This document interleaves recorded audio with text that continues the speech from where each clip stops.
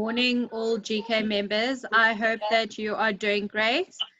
I'm going to give everyone a few seconds just to get joined online. I see our members are joining. In the meanwhile, I'd just like to introduce myself. I'm Gillian Kluter, the Associate Director of Golden Key in Southern Africa. Please, in the chat box at the bottom of your screen, you can just send us a message about who you are and where you're joining us from.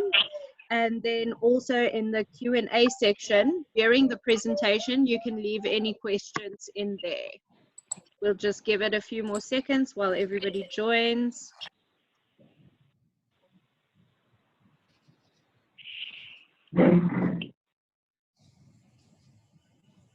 Hello, Janita from Eastern Cape.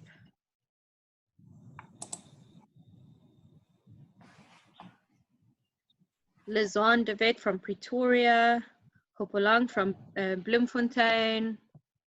Tando from Joburg. Michelle, Cape Town. There we go. Danae from Pretoria. Daniela from the south of Johannesburg.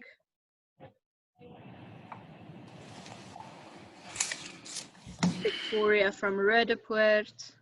So we have quite a diverse set of people here today. Newcastle.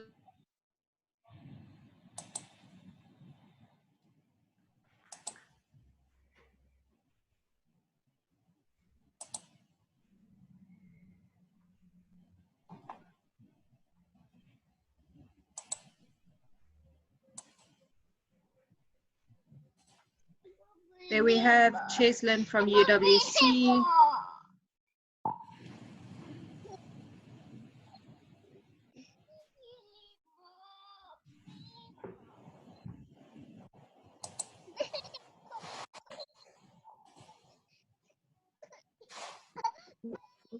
Gillian, it's okay. Please spend time with Caden and you can mute yourself. I will stand in. Thank you. Thanks, Caden. It's okay. All right. Thanks to all the participants. It's Elmi Castleman speaking. This is the times we spend our days during COVID-19. So I appreciate the fact that people have dogs that will bark, children that will need attention, and we will accommodate those. That's why we are Golden Key members, because we understand these things. So thank you, everybody, for being with us and comfortable to deal with it. We have Robert. Hello, morning. I'm Dr. Robert Machera, Botswana. We met from Porto.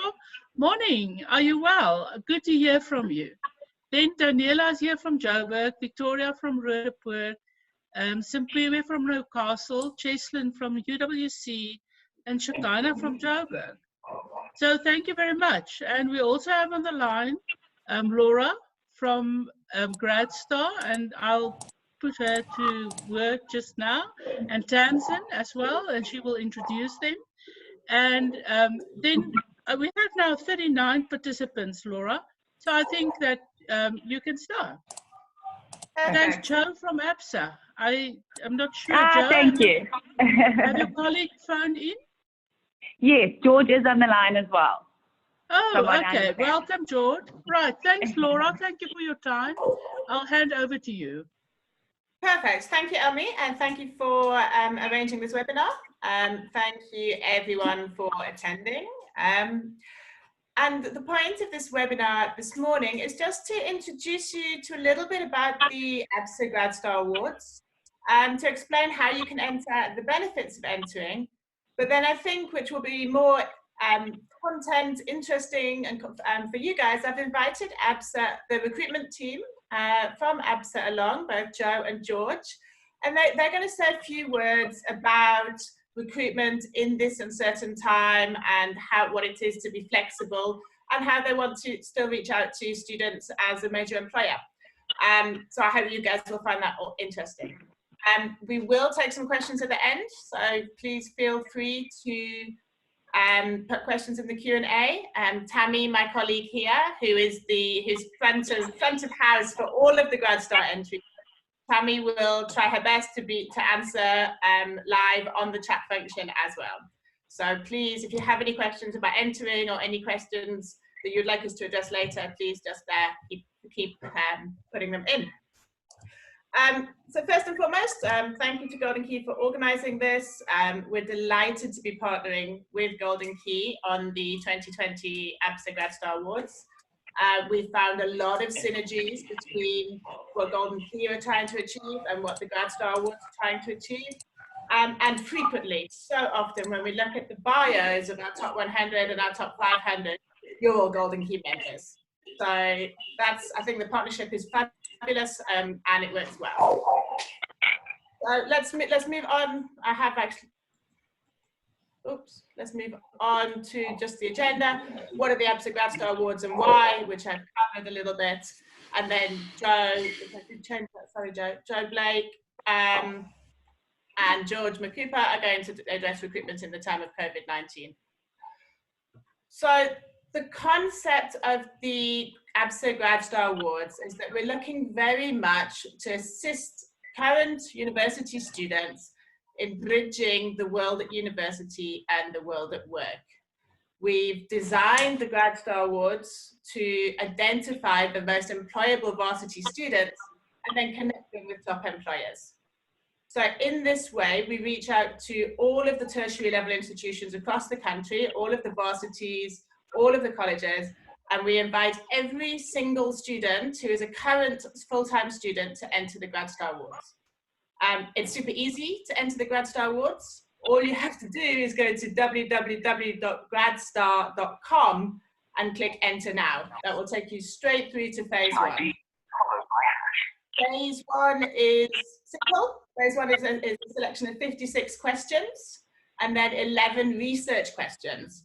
The research questions have been designed to give us some insight into who you think are top employers, who your preferred employers are, the reasons why you think this, and as well as your expectations of what a grad program should be.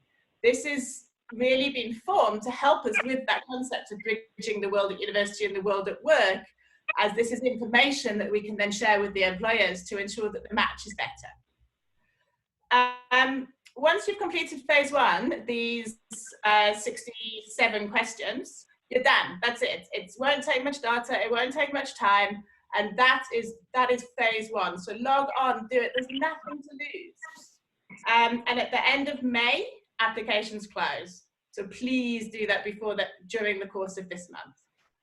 Once applications have closed, then we will from those results, we will formulate a top 500. You will be informed if you're in the top 500. And then there's phase two, will involve a little bit more, a SWOT analysis, a personal plan, a video, in order to reach the top 100. The top 100 are invited to attend the ABSA GradStar Awards. And don't forget, it's an amazing thing to put on your CV. Employers are aware of what these GradStar Awards are, and they're aware that we do a lot of filtering, but the process is a filtering, so you are considered a top employable student if you're in both the top 500 and the top 100. Doesn't cost anything to enter, and we would love to see more Golden Key, well, all Golden Key members enter the awards. And don't forget, any resource you can take to introduce yourself to top employers. I mean, not only do we work with ABSA, which we think is fabulous, we work with Accenture, BAT, Epiroc, Fasken for the lawyers out there, BP. So many organizations are interested in who these top 500 and top 100 students are. So use this resource to get your name out there. That's really it for who we are, what we do, and what we're about. What I thought as part of this webinar would be far more interesting. I've just put up the characteristics that we look for in top students. We're happy to share these with you later. They're also on the website. But what we thought as would be more interesting for you, rather than me talking about the back end of the GradStar Awards, I think the concept is clear, enter and stand a chance to get it to be seen as a top student. I would like to introduce my our major support from ABSA, top employer ABSA, Joe Blake, the Group Talent Acquisition Lead, and George McCooper, the Senior Group Graduate Talent Specialist, to talk a little bit more about these uncertain times. I think we would be remiss if we didn't look at what's going on in the world right now and what employers are doing to work through it and work with it. Yeah. So I've posed the questions on the screen to Joe and George. Do you want to take it from here, Joe? Yes, I'm here. Sorry, what did you say, Laura? Do you want me to read the questions one by one? Or Yeah, that'll be great. Please, that'll be great. Then I can answer them really nicely. Hello, everybody from a beautiful sunny day in Joburg. To everyone that's outside of Joburg, I'm really excited to be here. And yes, please, Laura, I'd appreciate it if you could read them out. I think it'll make sense that way. Perfect. So the first question that I considered relevant, and from some of our students, we're speaking to some of our students, is that they're really interested to know how this current normal will affect employer grad programs, employer grad application processes, and they're feeling very uncertain about what happens now. What are they supposed to do? And I was wondering if you could tell us a little bit about what ABSA are doing. Yes, no problem. So I think, Laura, first and foremost, you know, I think everybody's sort of feeling that anxiety around the uncertainty in terms of future and the economic impact, etc., that COVID-19 is going to have. In terms of the grad programs and application processes, from a talent acquisition perspective, I can certainly say we are in a process of reflecting on our entire processes. So not only are we adapting the grad program itself, but also the acquisition of talent from the market into ABSA. And when I talk about the entire process and adaptations, I'm talking to, so what, number one, how are we reaching those candidates sitting in market? And how are we bringing them into our organization? So, you know, if you're still sitting within an organization where face-to-face interviews were sort of your go-to, COVID-19 has kind of pushed us into 4 IR faster than we thought, you know, anything could. And it's asking of us to look at things completely differently. So, for example, in the context of grad programs and grad recruitment, we would normally offer assessment center days where we would get top talent in, and all of those are certainly being adapted to a virtual setting. So we're piloting, for example, a virtual assessment center day host. We are piloting virtual tours of what our ABSA buildings look like and what you would likely have found from a culture and employee value proposition, for example, virtually. So everything across from acquisitions all the way through to that in-depth interview process, whether it takes the form of an assessment center day or not, is likely to be virtual.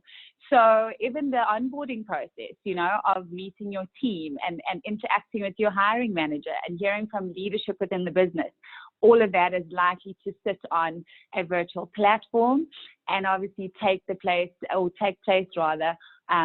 virtual platforms. So that's how we're adapting our application process, not only for our grad programs, but end to end across our entire talent acquisition process. Amazing, amazing. So you're adapting, you're changing, you're dealing with the situation as best you can, and you're still reaching out to students, you're still recruiting, you're still interested. We are. So we are definitely, Laura. I think it would be a missed opportunity not to stay in touch with the market. I think more and more candidates out there, whether you're a grad or a professional, you're certainly going to look at how companies are responding during this crisis and during the pandemic.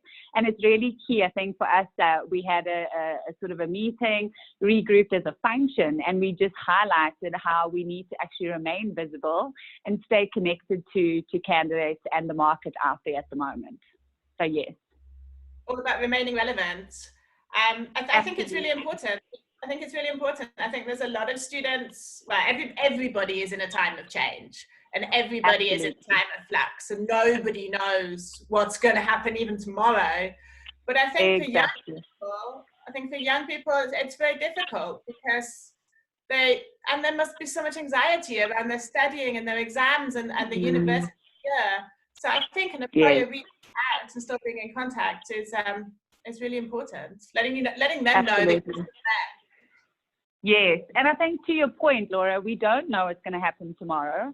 So we've got to be agile enough as an organization to be able to respond really quickly and efficiently. But in saying that, it's also about maintaining that communication with whoever your market is. So, you know, ABSA would like to be positioned as a top employer of choice, especially within the grad community. And so for us, it's important that we remain in touch with our graduates to tell them how, you know, in fact, we are responding during this time. So I think that's really key, to keep that line of communication open and that touch point open to your candidates. Absolutely, absolutely. I've been attending a lot of webinars on this kind of issue, and it just comes up every time. Communication. As long as those channels of communication are open, then at least like a little bit of security. True story. So I think we've probably addressed already the second question, which is how do you see the actual process of recruiting changing? I don't know if you want to add to that. I think we've addressed that. I do. I just think it's important, Laura, that I add here. So as an organization, I mean, leading the talent acquisition function within ABSA, I've been forced to look across our policies and our governance as well to support this kind of new normal. And when I talk around that, you know, in the past, it was either a build or a buy approach as far as talent. So do I go and buy the talent, or do I build it internally or organically? I think a lot of companies are still going to sit with that question in mind, and more likely probably turn internally if they're in a position to do so, to grow the talent. Having said that, though, I think there's a huge opportunity for the gig workforce, so that gig economy workforce to kind of drive key projects. And I think at the moment, as a grad coming into the working world, you're going to have to start looking at your career differently. So that, you know, that old school approach around tenure and, you know, climbing up that corporate ladder, I think grads are going to have to pause and reflect and go, where can I get depth and breadth in terms of my experience? A lot of companies will probably likely look for skill sets based on key strategic projects that are on the go. And that's certainly what I'm pushing to make ABSA more agile and flexible around getting a gig economy workforce in and accommodating that workforce. So as opposed to Joe going to ABSA Monday to Friday, 8 to 5, perhaps I work on a key project, a strategic project where my skill is valued and can add the most value. And so I work 3 hours a day on that particular project within an ABSA context, and maybe I work at a different company for the rest of the day. So it's that kind of change management, a shift in mindset. I also think that from a company perspective, as far as talent is concerned, COVID-19 has just highlighted how small and how connected we all are, how small the world is and how connected we all are. So as an organization, the fight for talent, I think for me at least, seems to have increased, because just to you know, the points raised earlier, I could sit anywhere in the world and still deliver a piece of work. So globalization is now further sort of adding pressure on the demand for that talent and that micro workforce to be sort of accessed from wherever they are.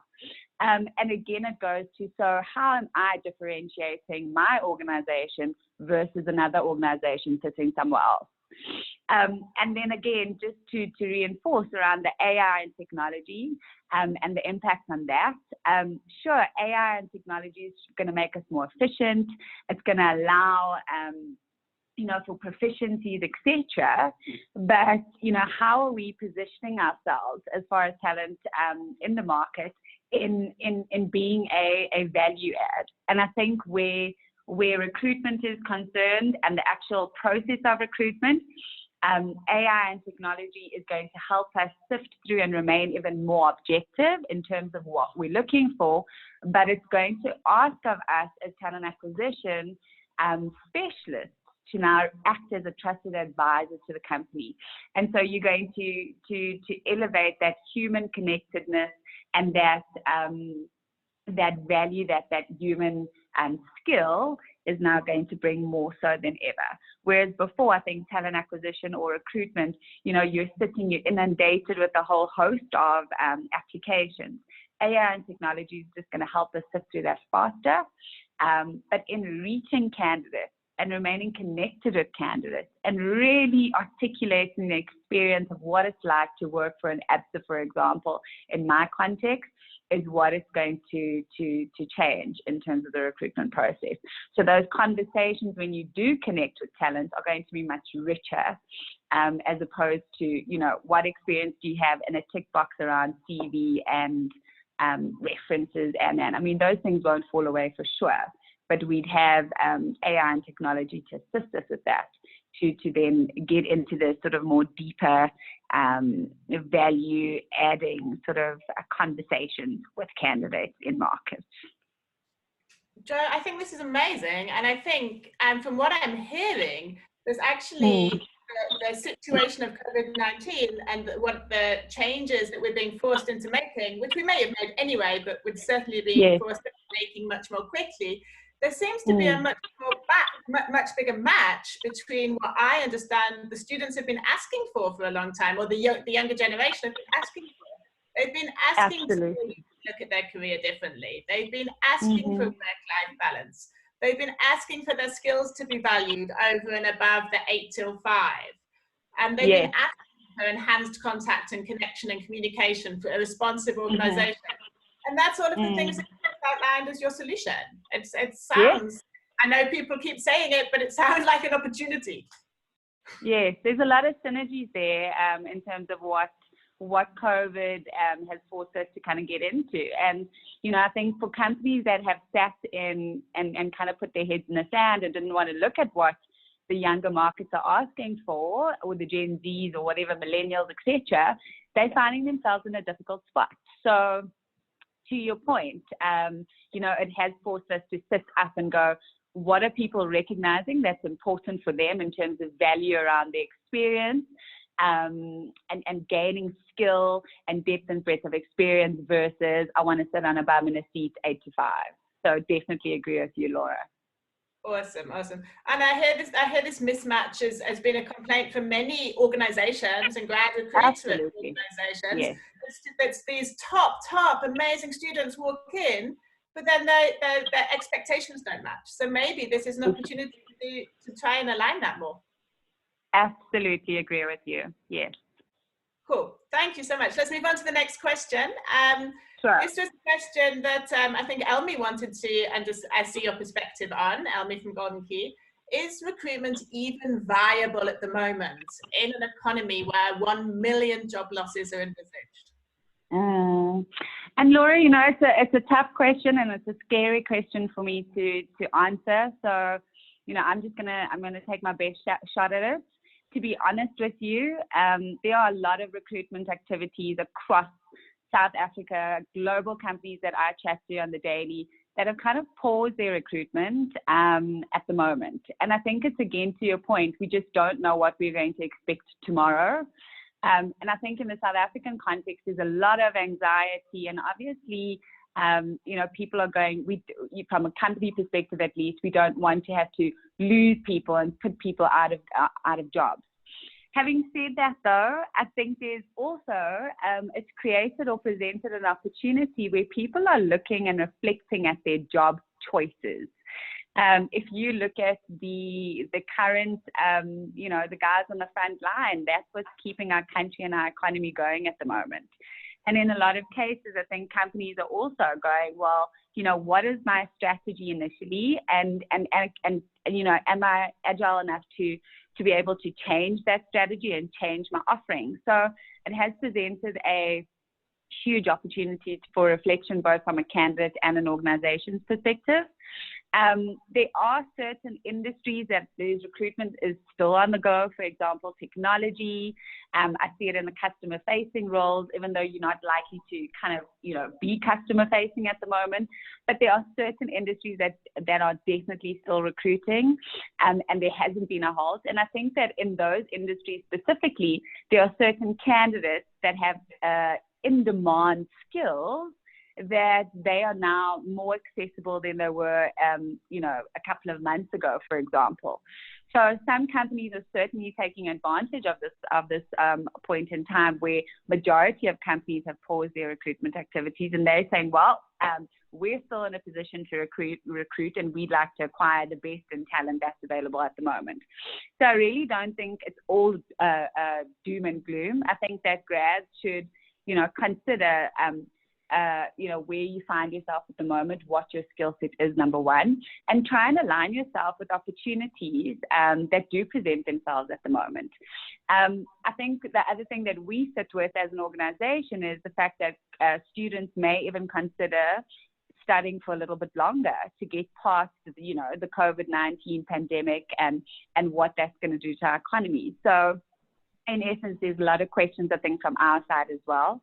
But you know, in terms of recruitment and the 1 million job losses envisaged, I know that that's scary, but I certainly do foresee opportunities where grads can still align what, you know, skill they can then add into organizations that are recruiting and industries that are recruiting. So I don't think it's all doom and gloom. Absolutely. And to comment on your point about studying a little bit longer, to be honest, yes. as nobody knows what's going to happen, it may not even be a consideration. It may be a necessity. We may need extra exactly. time. Exactly. Also, I read the other day that Clicks are opening 24 new stores. So there's an organisation. Yes.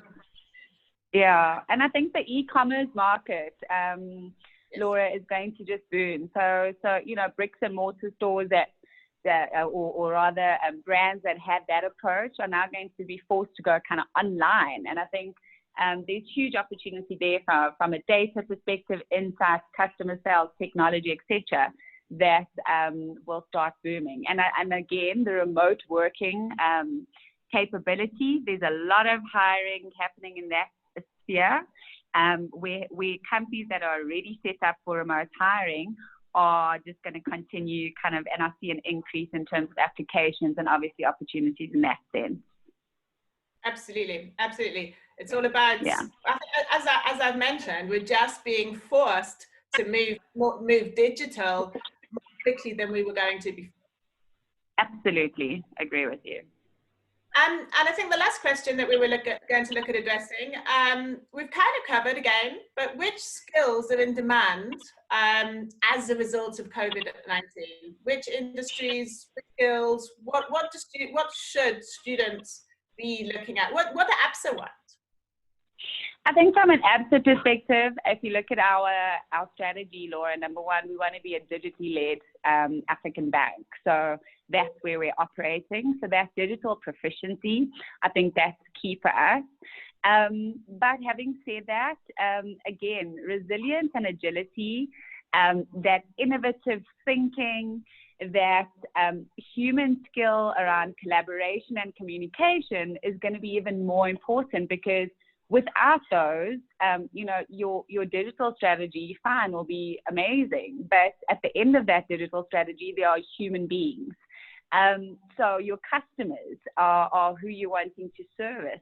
You know, what does that customer experience look like? Likely for myself in the talent acquisition function, yes, I want you know, to be led by data insights. Sure, I want to make the recruitment process virtual, but I've got to keep in mind that at the end of that virtual experience, there's a human being.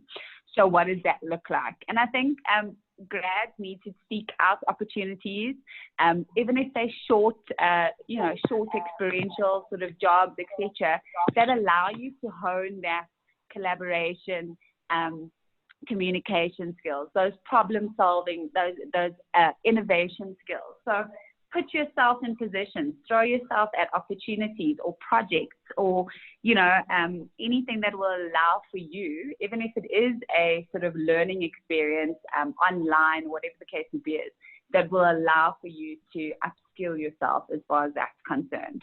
Because I certainly think that those are the skills that will set you apart, not only in ABSA, but across many other organizations. Personal characteristics, going and getting and a mindset, and lots of things that we're going to address in future webinars. to try and assist students with this, looking at how to have a positive mindset, looking at how to address change, looking at how to just deal with the crisis, how to exactly. I mean, and I think more.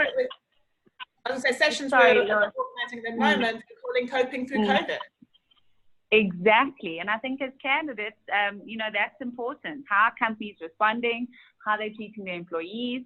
And at the same breath, we'd also be looking at our interviews going, so, you know, in the COVID crisis, how did you manage? What did you do to get through? How, you know, so those are key things. Those are important things. And I think a lot of companies are also going to sit back and start looking at attitude and sort of those soft skills around collaboration, communication, etc. Those types of competencies, behavior competencies, versus actual technical competencies in getting people in the organization, because you're looking for the right attitude, mindset, etc.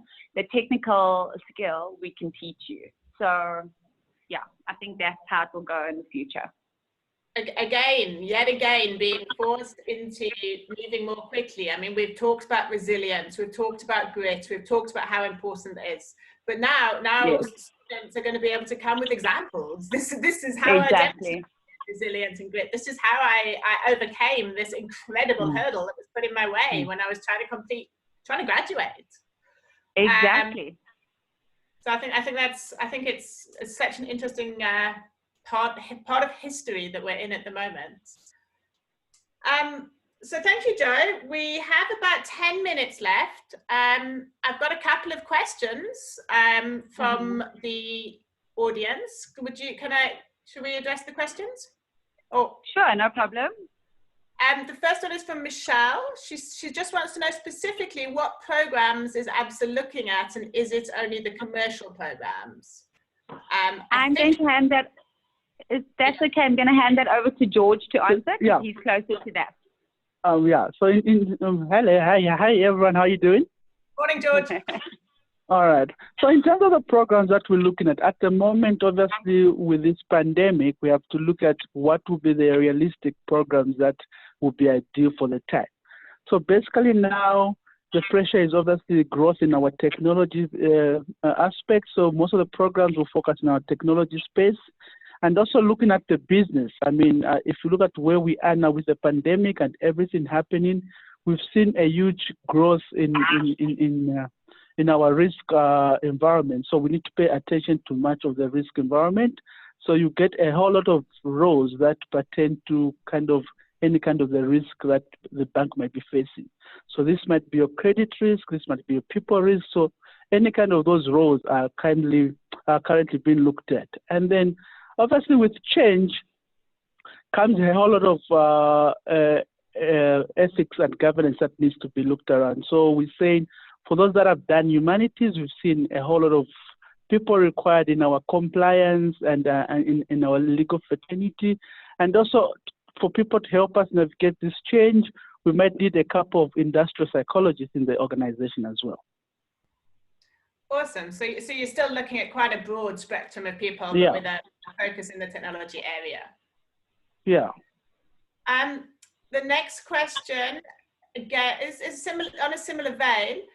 It's from Robert Machera. How does the fintech affect the traditional banks, and how is ABSA managing to compete in this dynamic environment?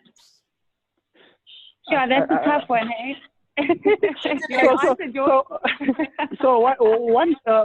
One thing that we've done is to realize and recognize that traditional banking is no longer our competition. So if you look at our strategy that we adjusted, I think 3 years back, we've actually recognized companies such as Google and Apple as being our competition. So in terms of our strategy, we're already trying to align and obviously trying to compete with this whole technology organization so that we can be able to compete with the upcoming fintechs.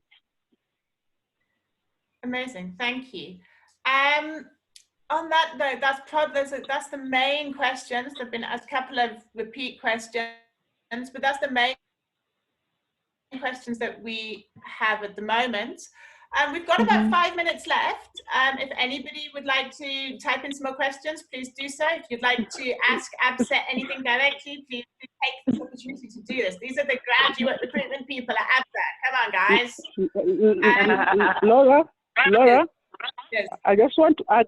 I just want to add one more thing. I know Joe spoke a lot around it, but then my advice to the grads currently, right? I mean, there's a whole lot of uncertainty that is happening around the market, and it's not in the old days when we knew that the graduate programs would definitely open at the end of April, and then I'll apply then and stop. So, what I would encourage them firstly is obviously they have to keep on searching, right, for opportunities on the market, and secondly, it's moving away from the mindset of always looking for a permanent position, because what I'm seeing now, and then Joe did speak to it, is that we might not have permanent positions going forward, and there'll be a whole lot of short-term employment that will be offered on the market, and grads should really start looking at all those opportunities, and that's the only way also you can start creating a profile for yourself. So they should be mindful of those opportunities as well, and just not focus on permanent employment. Absolutely, yeah. yes. You've got to view your career differently. Yeah. I was going to say, if COVID-19 has shown us anything, it's that nothing is permanent. Yes. Okay, I do have a couple of extra questions here. Robert Machera again wants to know, how is data science viewed in the banks? Wow, the bank now, if you see where our business is going, it's based on data science. Every decision that is made by the bank is based on data science. So data science is quite key to the bank. I mean, right now we've actually partnered with an association called Quantify Your Future. I don't know if the graduates are aware of it, and that association is actually looking at it's an awareness program that tells graduates about what kind of roles they would get if they did anything to do with data science. So anybody who's interested, I would urge them to go to Quantify My Future, and they'll get a view of all the different skill sets they can get from data science within the financial sector. Awesome. I've got a question here from somebody else. I think it's from Galaxy. I think, and it's a completely different angle. He's asking, is ABSA in need? But I think I would ask, are ABSA implementing any pastoral counsellors to work with their employees to assist them in this time of change? Yes, Laura, actually, ABSA has been amazing at that in terms of sort of helplines, mindfulness training, opportunity sessions, an actual hotline to actually access counsellors during this time. They've taken the whole mental well-being and the impact that COVID has had on, mothers working from home with children and having to teach them, etc.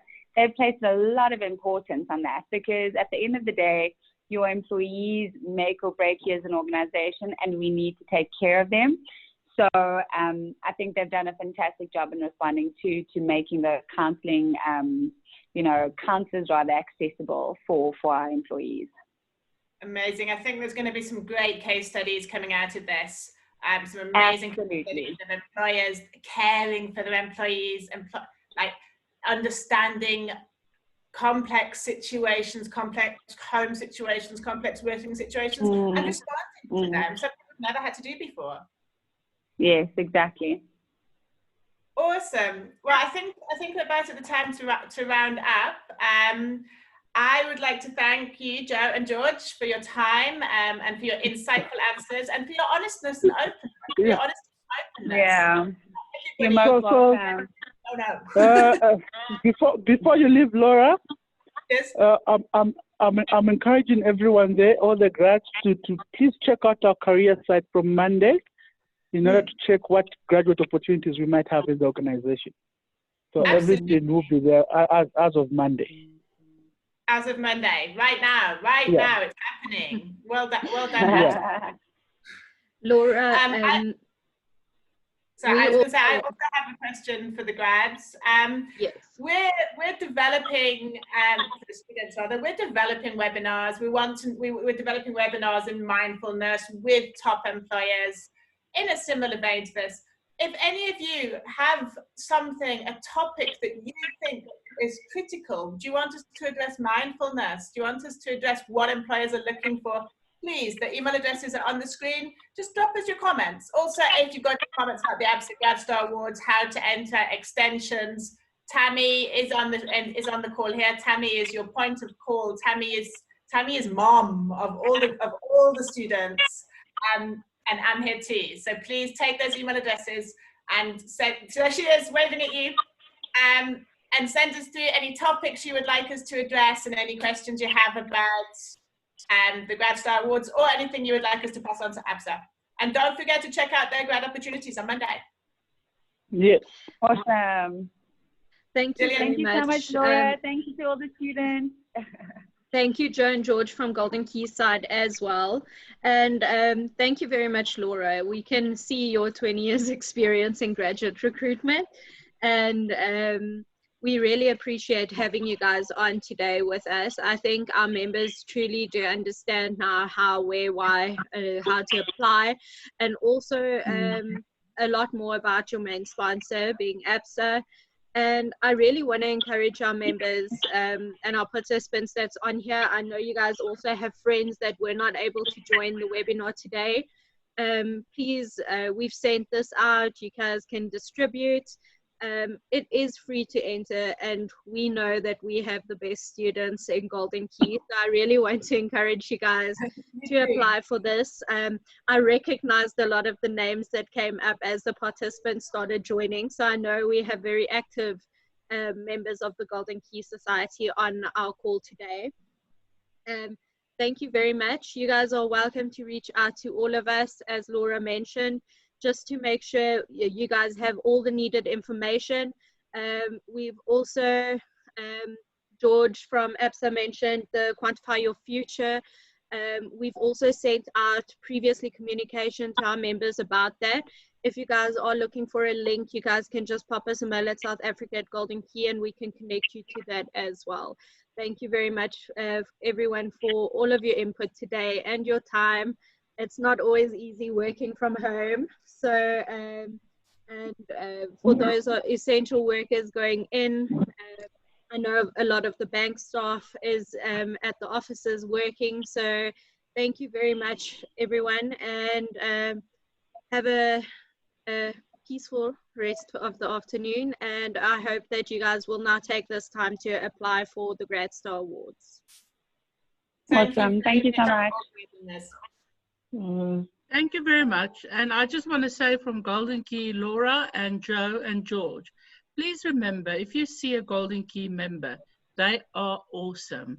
You can never get away with that. You will see, if you see on the CV, they are from Golden Key. Just know they are awesome. They're awesome. Please go on the social media pages of Golden Key, and you will see the stories of our members on how they already respond to COVID, and they share their stories.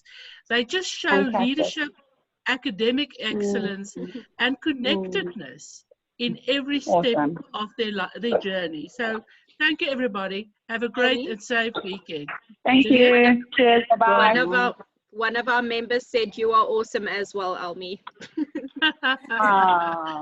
They think I'm part of the panel. I'm not. Thanks, everybody. Thank you, everyone. Bye. Thank you so much for all the Bye.